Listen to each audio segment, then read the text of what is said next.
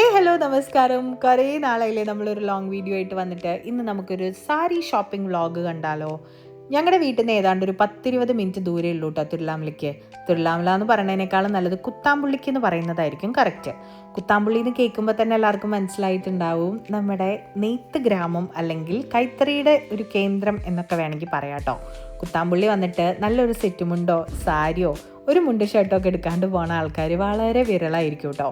കൈത്തറിയുടെ സാധനങ്ങൾ നമുക്ക് വളരെ റീസണബിൾ ആയിട്ടുള്ള റേറ്റിൽ കുത്താമ്പുള്ളിയിൽ വന്നു കഴിഞ്ഞാൽ പർച്ചേസ് ചെയ്യാൻ പറ്റും.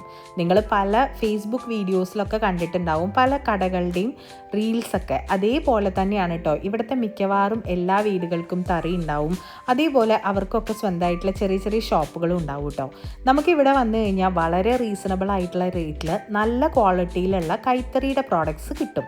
ഹാൻഡ്ലൂമും പവർലൂമും ആയിട്ടുള്ള പല രീതിയിലുള്ള ഡ്രസ്സുകൾ ഇവിടെ അവൈലബിൾ ആണ് കേട്ടോ. നമ്മൾ പുറത്തൊരു കടയിൽ നിന്ന് വാങ്ങിക്കുന്നതിനേക്കാളും കൂടുതൽ ലാഭത്തിനാണ് ഇവിടെ വന്നു കഴിഞ്ഞാൽ നമുക്ക് സാധനങ്ങൾ വാങ്ങിക്കാൻ പറ്റുക. ഇവിടെ വന്നാൽ നമുക്ക് സെറ്റുമുണ്ടും സാരികളും മാത്രമല്ല ഉള്ളത്, ബ്രൈഡൽ ഡ്രസ്സസ് വരെ ഇവിടെ നമുക്ക് അവൈലബിൾ ആണ് കേട്ടോ. ഇപ്പം ഞാൻ വന്നിട്ടുള്ളത് കുത്താമ്പുള്ളിയുള്ള അരുൺ ടെക്സിലേക്കാണ്. ഏട്ടൻ്റെ ഫ്രണ്ടിൻ്റെ ഷോപ്പാണ് കേട്ടോ ഇത്. എനിക്കൊരു വീഡിയോ എടുക്കണം, പിന്നെ ന്യൂസിലൻഡിലേക്ക് കുറച്ച് സാധനങ്ങളൊക്കെ വാങ്ങിക്കണം എന്നൊക്കെ പറഞ്ഞപ്പോൾ എപ്പോൾ ഒരാഴ്ച സൗകര്യം പോലെ വന്നോളൂ എന്ന് പറഞ്ഞു. ഓണം കഴിഞ്ഞിട്ടാണ് കേട്ടോ നമുക്കൊന്ന് അങ്ങോട്ട് ചെല്ലാൻ പറ്റിയത്. ഓണം കഴിഞ്ഞുകൊണ്ട് തന്നെ സ്റ്റോക്കൊക്കെ ഏറെക്കുറെ കഴിഞ്ഞിട്ടുണ്ട്. പുതിയ സ്റ്റോക്കൊക്കെ ഇനി വന്നിട്ട് വേണം എന്നൊക്കെ അവർ പറഞ്ഞിട്ടുണ്ടായിരുന്നു. അതുകൊണ്ട് തന്നെ എനിക്ക് ചെറിയൊരു പേടി ഉണ്ടായിരുന്നു ചെല്ലുമ്പോൾ ഒന്നും ഉണ്ടാവില്ലേന്ന്. പക്ഷെ ഞാൻ പേടിച്ച പോലെ ഒന്നും ആയിരുന്നില്ല. നല്ല അടിപൊളി സാധനങ്ങളായിരുന്നു കേട്ടോ അവിടെ ചെന്നപ്പോൾ എന്നെ കാത്തിരുന്നിരുന്നത്. ഈ ഒരു ഷോപ്പിലേക്ക് കയറി വരുമ്പോൾ തന്നെ നമ്മളെ കാത്തിരിക്കുന്നത് സെറ്റ് മുണ്ടുകളുടെ വൈവിധ്യമാർന്നിട്ടുള്ള കളക്ഷനാണ് കേട്ടോ. കരയുടെയും കസവിൻ്റെയും പല വെറൈറ്റീസിലുള്ള സെറ്റ് മുണ്ടുകളാണുള്ളത്. കസവ് സെറ്റ് മുണ്ടുകളെ കുറിച്ച് പ്രത്യേകം എടുത്ത് പറയണം. അതിൽ ടിഷ്യൂ ഉണ്ട്, നോർമൽ കോട്ടൻ്റെ ഉണ്ട്, അതുപോലെ തന്നെ നമ്മുടെ വെള്ളി കളറ് കസവും പിന്നെ പിങ്ക് കളറും കോപ്പർ കളറും ഒക്കെ കസവിൻ്റെ സെറ്റ് മുണ്ടുകളുണ്ട്. പക്ഷേ എൻ്റെ ഏറ്റവും ഫേവറേറ്റ് എന്ന് പറയുന്നത് പുളിയിലക്കരയും അതുപോലെ തന്നെ ഡബിൾ ഷെയ്ഡഡ് ആയിട്ടുള്ള കര വരുന്ന സെറ്റ് മുണ്ടുകളൊക്കെ ആയിരുന്നു കേട്ടോ. അതിൻ്റെയൊക്കെ വൈഡ് വെറൈറ്റീസ് ആയിരുന്നു സെറ്റ് മുണ്ടിൻ്റെ ഒരു സെക്ഷനിലുണ്ടായിരുന്നത്. പിന്നെ ഇപ്പോഴത്തെ ട്രെൻഡിങ് ആയിട്ടുള്ള ആണുങ്ങൾക്ക് ഉടുക്കാൻ പറ്റിയ പല കളറിലുള്ള മുണ്ടുകൾ, അത് കൈത്തറിയുടെയും കോട്ടൻ്റെയും ഒക്കെ മുണ്ടുകളുണ്ട് കേട്ടോ. പിന്നെ കുട്ടികൾക്കും ആണുങ്ങൾ വലിയവർക്കും ഒക്കെ ഇടാൻ പറ്റുന്ന സിൽക്കിൻ്റെയും കോട്ടൻ്റെയും ഒക്കെ ഷർട്ടുകളും പല വെറൈറ്റീസ് ഓഫ് ധാവണി സെറ്റുകളും ഒക്കെയാണ് താഴത്തെ ഫ്ലോറിൽ നമ്മളെ കാത്തിരിക്കുന്നത്. ഇനി നമ്മൾ ഫസ്റ്റ് ഫ്ലോറിലേക്ക് വന്നു കഴിഞ്ഞാൽ നേരെ വരുന്നത് സാരികളുടെ വൈവിധ്യമാർന്ന ശേഖരത്തിലേക്ക് തന്നെയാണ് കേട്ടോ. പല വെറൈറ്റീസ് ഓഫ് സാരികളാണ് കേട്ടോ ഇവിടെ നമ്മളെ കാത്തിരിക്കുന്നത്. ഹാൻഡ്ലൂമും പവർലൂമും തമ്മിലുള്ള വ്യത്യാസം പോലും നമുക്ക് കണ്ടുപിടിക്കാൻ പറ്റില്ല. പക്ഷേ അത്രയും വൈവിധ്യമാർന്നിട്ടുള്ള സെറ്റ് സാരികളാണുള്ളത്. സെറ്റ് സാരിയും നേരത്തെ സെറ്റ് മുണ്ടിൻ്റെ കാര്യം പറഞ്ഞതുപോലെ തന്നെയാണ് കസവ് കരയുടെയും പിന്നെ പ്രിൻ്റഡ് ആയിട്ടുള്ളതും ഹാൻഡ് പെയിൻറ്റഡ് ആയിട്ടുള്ളതും ടിഷ്യൂൻ്റെ ഒക്കെ ആയിട്ട് ഒരുപാട് വെറൈറ്റീസ് ഓഫ് സെറ്റ് സാരികളാണ് കേട്ടോ ഉണ്ടായിരുന്നത്. നമുക്കിപ്പോൾ ഒരു ബ്രൈഡിന് കല്യാണം അമ്പലത്തിൽ വെച്ച് താലികെട്ടിൻ്റെ സമയത്ത് ഉടുക്കാൻ പറ്റിയിട്ടുള്ള അത്രയും ക്വാളിറ്റി അത്രയും ലക്ഷൂറിയസ് ആയിട്ടുള്ള സെറ്റ് സാരികളും സെറ്റ് മുണ്ടുകളും ഒക്കെ നമുക്കിവിടെ കാണാൻ പറ്റും. ബ്രൈഡ്സിന് പറ്റുന്ന സാരിയും സെറ്റ് മുണ്ടും ബ്രൈഡ്സ് മെയ്ഡ്സിനും അച്ഛനും അമ്മയ്ക്കും ഒക്കെ പറ്റുന്ന സാധനങ്ങൾ നമുക്ക് ഇവിടെ തന്നെ വന്നിട്ട് വാങ്ങിച്ചിട്ട് പോവാട്ടോ. വളരെ റീസണബിൾ ആയിട്ടുള്ള റേറ്റിലാണ് നമുക്കിവിടെ ഓരോ സാധനങ്ങളും കിട്ടുന്നത്. ഈ ഒരു അങ്കിളാണ് കേട്ടോ ഈ ഒരു ഷോപ്പിൻ്റെ ഓണർ. പുള്ളിയും പുള്ളിയുടെ 2 മക്കളും കൂടി ചേർന്നിട്ടാണ് ഈ അരുൺ ടെക്സും അതിനോട് ചേർന്നിട്ടുള്ള വേറൊരു കടയൊക്കെ നടത്തുന്നത്. അപ്പോൾ പുള്ളി ഇതാ ഞങ്ങൾക്ക് ഹാൻഡ്ലൂമും പവർലൂമും തമ്മിലുള്ള വ്യത്യാസവും അതെങ്ങനെയാണ് മനസ്സിലാക്കേണ്ടത് എന്നുള്ളതൊക്കെ പറഞ്ഞു തരുമായിരുന്നു കേട്ടോ. ശരിക്കും ആൾ ഒരുപാട് നേരം നമ്മൾ ഏതാണ്ട് ഒരു 2-2.5 മണിക്കൂർ അവിടെ ഉണ്ടായിരുന്നു. ആ സമയത്തൊക്കെ നമ്മുടെ കൂടെ നടന്ന് നമുക്ക് ഓരോ കാര്യങ്ങളായിട്ട് എക്സ്പ്ലെയിൻ ചെയ്ത് തന്നുകൊണ്ടിരിക്കുകയായിരുന്നു കേട്ടോ. ഇവിടെ വന്ന് ഈ ഒരു സാധനങ്ങളിലൊക്കെ വില കണ്ടു കഴിഞ്ഞപ്പോഴാണ് എനിക്ക് ശരിക്കും മനസ്സിലായത് നമ്മൾ പുറത്തുനിന്ന് ഷോപ്പിലൊക്കെ വാങ്ങിക്കുമ്പോൾ എന്തോരം വിലയിലാണ് ഡിഫറൻസ് വരണേന്നുള്ളത്. പിന്നെ ഇവർ തന്നെ നെയ്യുന്നത് കൊണ്ട് അവർക്ക് ഇതിൻ്റെ ഇടയിൽ ഇടനിലക്കാരൊന്നും ഇല്ലാത്തതുകൊണ്ട് തന്നെ നമുക്ക് അത്യാവശ്യം നല്ല പ്രൈസിന് തന്നെ സാധനങ്ങൾ തരാനും പറ്റും കേട്ടോ. ഒരുപാട് നേരെടുത്തിട്ടാണ് ഈ അങ്കിൾ എനിക്കിതൊക്കെ എക്സ്പ്ലെയിൻ ചെയ്ത് തന്നിട്ടുണ്ടായിരുന്നത്. ഇവിടെ മുണ്ടുകളുടെയും വൻ ശേഖരമാണ് കേട്ടോ ഉള്ളത്. അതായത് ആണുങ്ങൾക്കൊക്കെ പറ്റുന്ന പ്രിൻ്റഡ് ആയിട്ടുള്ള നല്ല ഭംഗിയുള്ള ഒരുപാട് മുണ്ടുകൾ ഉണ്ടായിരുന്നു കേട്ടോ ഇവിടെ.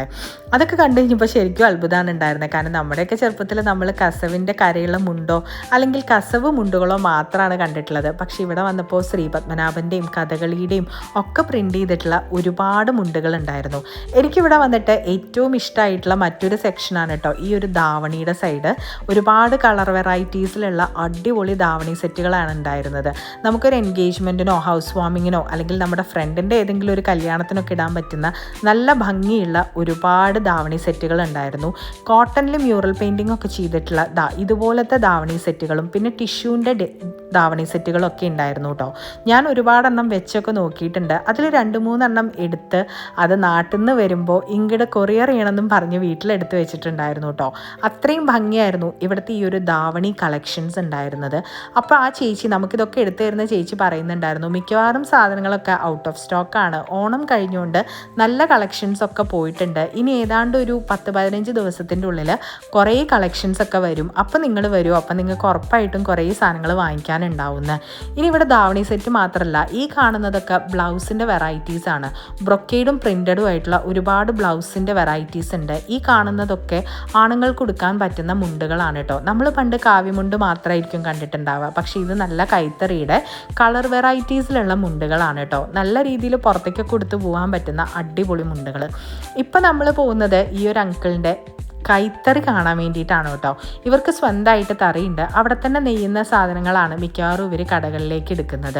ഈ കാണുന്നത് ഈ ഒരു അങ്കിളിൻ്റെ വീട് തന്നെയാണ്. അപ്പോൾ പുള്ളി അതൊക്കെ നമുക്ക് എക്സ്പ്ലെയിൻ ചെയ്ത് തരുമായിരുന്നു. ഇതാണ് പുള്ളിയുടെ വീട്, ഇപ്പോൾ പുതിയതായിട്ട് വെച്ചതാണ്.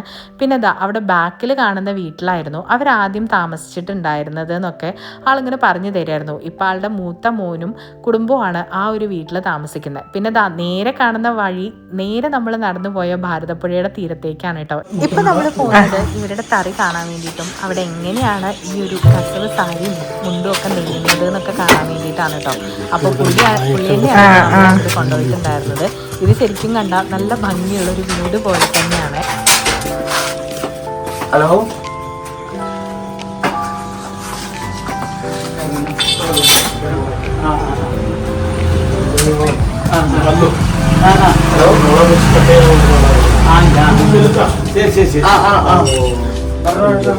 പാമ്പാടി വന്നിട്ട് ഇത് നമ്മുടെ ഡിസൈൻ കോർത്തെടുക്കുന്നത്. ഈ ഡിസൈൻ ഇതിലാണ് നമ്മുടെ ഫ്ലവറും മയിലൊക്കെ ഉണ്ടായി. ഈ ഡിസൈൻ ഇതിലാണ്. ഈ ഓരോ തുഴയിലാണോ ഈ ഓരോ തുഴയും ഓരോ മൈനയും കൊടുക്കുമ്പോൾ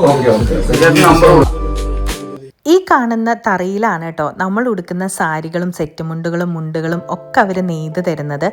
നെയ്തുകൊണ്ടിരിക്കുന്ന ഈ ഒരു അങ്കിൾ എനിക്ക് കാണിച്ചു തരുമായിരുന്നു. അതിൽ ഈ ഒരു പ്രിൻ്റ് പൂവിൻ്റെയും അല്ലെങ്കിൽ പല ഡിസൈൻസൊക്കെ അവർ പ്രിൻ്റ് ചെയ്യുന്നത് എങ്ങനെയാണ് എന്നുള്ളതൊക്കെ. ഈ ഒരു സാരി ഇവർക്ക് നെയ്തെടുക്കാൻ വേണ്ടിയിട്ട് ഏതാണ്ട് 1.5 മുതൽ 2 ദിവസം വരെയാണ് കേട്ടോ വേണ്ടത്. അത്രയും കഷ്ടപ്പാട് പിടിച്ച പണി തന്നെയാണ് കേട്ടോ ശരിക്കും ഇത്.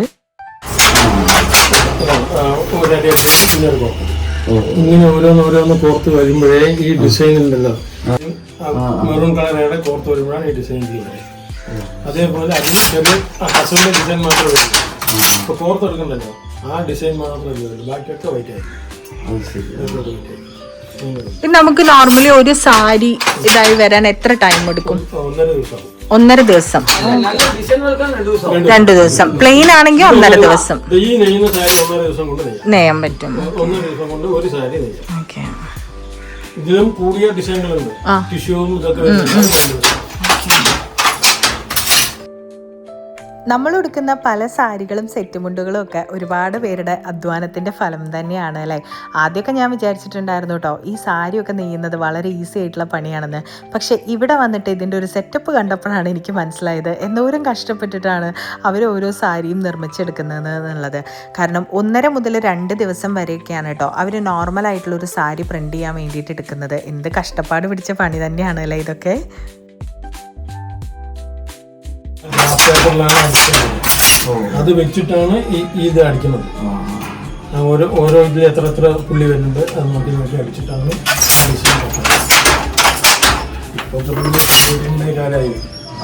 പണ്ടൊക്കെ ക്രാഫ്റ്റ് പേപ്പർ വെച്ചിട്ട് ടൈറ്റൻ ആ ഫ്ലവറൊക്കെ വരച്ചിട്ട് മയിലും കല്ലിന് ബാക്കിയിട്ടുണ്ട്. അപ്പോൾ ആ ഡോട്ട്സുകൾ ഒരുപാട് നേരം അവിടെ നിന്നിട്ട് ഇതൊക്കെ നെയ്യുന്നതിൻ്റെ ടെക്നിക്സൊക്കെ മനസ്സിലാക്കുമായിരുന്നു കേട്ടോ ഞാൻ. പുതിയൊരു കാര്യം പഠിച്ചെടുക്കുന്നതിൻ്റെയും കാണുന്നതിൻ്റെയും ഒക്കെ ഒരു കൗതുകം എനിക്കുണ്ടായിരുന്നു കേട്ടോ. എന്ത് ഭംഗിയായിട്ടാണ് അവരിതൊക്കെ നെയ്ത് കൂട്ടുന്നത് എന്ന് കാണുമ്പോൾ തന്നെ വല്ലാത്തൊരു രസമായിരുന്നു എനിക്ക്. ഞാൻ ടി വിയിൽ മാത്രമാണ് കേട്ടോ ഇതൊക്കെ നെയ്യുന്നത് ഇതുവരെയും കണ്ടിട്ടുള്ളൂ. ഈ നൂല് ചെറിയൊരു ഇതാണ് ഒരു ഇഴ എന്ന് പറയുന്നത്. ഈ ഒരെണ്ണമാണ് ഇതിൽ കറക്റ്റായിട്ട് കഞ്ഞിപ്പശ ചേർന്നില്ലെങ്കിൽ നെയ്തെടുക്കാൻ ഭയങ്കര ബുദ്ധിമുട്ടാണ്. കഞ്ഞിപ്പശ കറക്റ്റായിട്ടുണ്ടെങ്കിൽ മാത്രമേ ഇത് ഓരോന്നും അങ്ങോട്ടും ഇങ്ങോട്ടും പിഞ്ഞു വരുള്ളൂ. അല്ലെങ്കിൽ എന്താണെന്ന് പറയാം, അതോ ഒട്ടിപ്പിടിക്കുള്ളൂ. ഒട്ടിപ്പിടിച്ച് വരുമ്പോൾ നാട അത് പോകുമ്പോൾ അങ്ങോട്ടും ഇങ്ങോട്ടും ചാടാൻ നോക്കണം. കറക്റ്റ് ഇത് കിട്ടില്ല. നെയ്റ്റിൻ്റെ പവർ ഇതാ ഒരേ ഇതാണ് ഒരേ ഈ നൂല് എവിടെ ഉണ്ടാക്കുന്നത്? നൂല് പോയി